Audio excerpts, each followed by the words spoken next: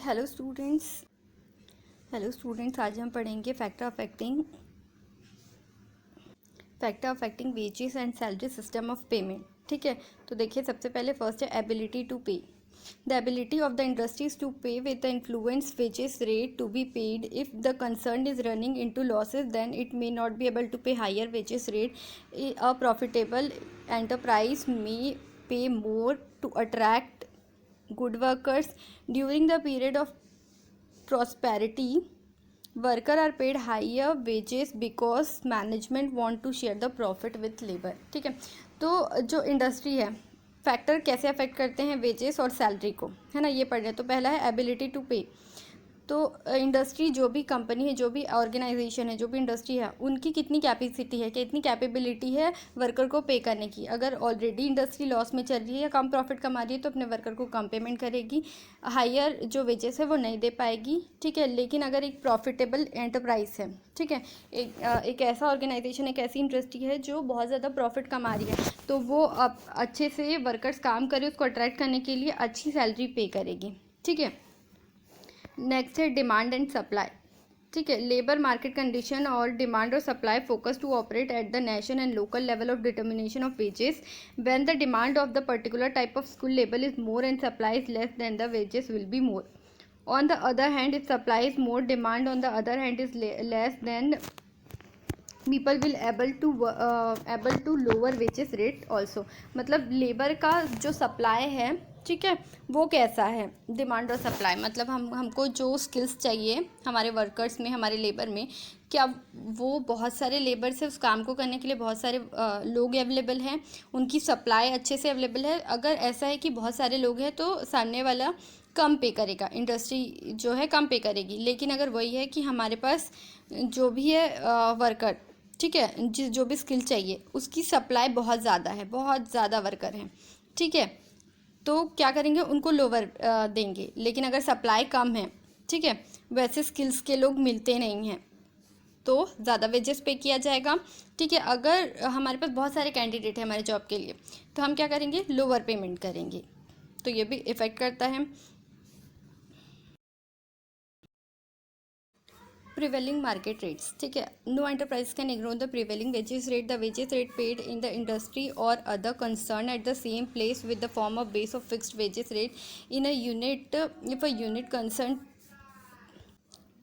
low rates, then worker leave their job. Whenever they get a job somewhere else, it will not possible to retain good work from long period. मतलब market का जो rate चल रहा है, ठीक है, market में एक फिक्स रेट चलता रहता है कि मिनिमम मैक्सिमम इतना ही पे करते हैं वेजेस को इस काम के लिए, तो उसी रेट के अकॉर्डिंग इंडस्ट्री को पे करना रहता है, वो भी इफ़ेक्ट करता है वेजेस और सैलरी को। Cost of living. In many industry, wages are linked to enterprise cost of living, which ensure a fair wages to workers.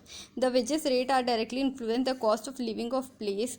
The worker will accept a wages which may ensure them minimum standard of living. ठीक है, उनको standard living, minimum standard living अगर मिल रही है, उनको fair वो मिल रहा है कॉस्ट उनके वर्क का, तो वो सेटिस्फाइड रहते हैं। Wages will also adjusted according to the price index number.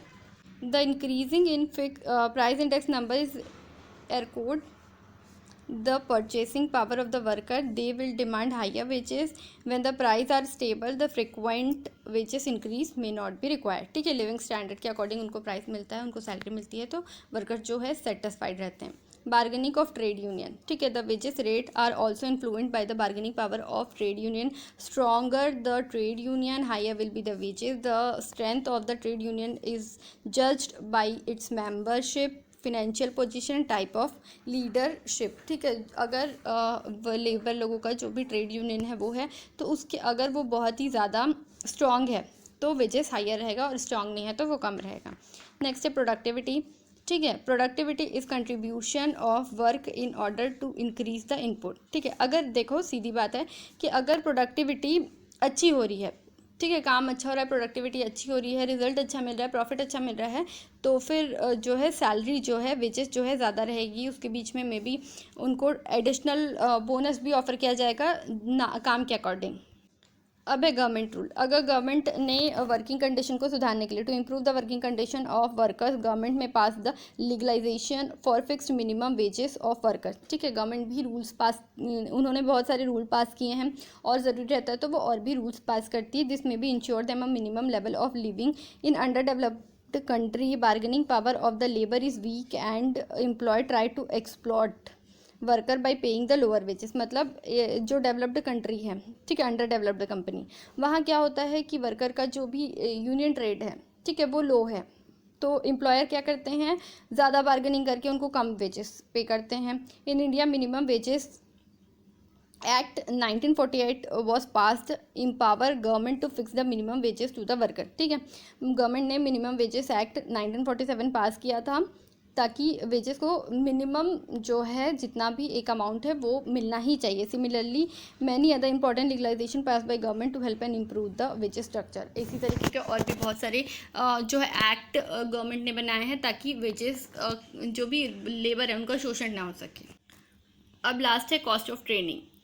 In determination of wages, the worker is different occupation allowance must be made. All the exercise include the training and time devoted for it. मतलब training में जिसमें भी जो भी जितना भी cost लगा उसके अकॉर्डिंग ही सैलरी पे की जाती है। तो इस तरीके से जो फैक्टर्स हैं वो क्या करते हैं, अफेक्ट करते हैं वेजेस और सैलरी, वेजेस और सैलरी सिस्टम को पेमेंट के लिए। ठीक है, कितना पे किया जाएगा वो वेजेस और सैलरी जो भी सिस्टम है, जो भी फैक्टर्स हैं वो अफेक्ट करते हैं। आई होप आपको अच्छे से समझ में आ गया होगा।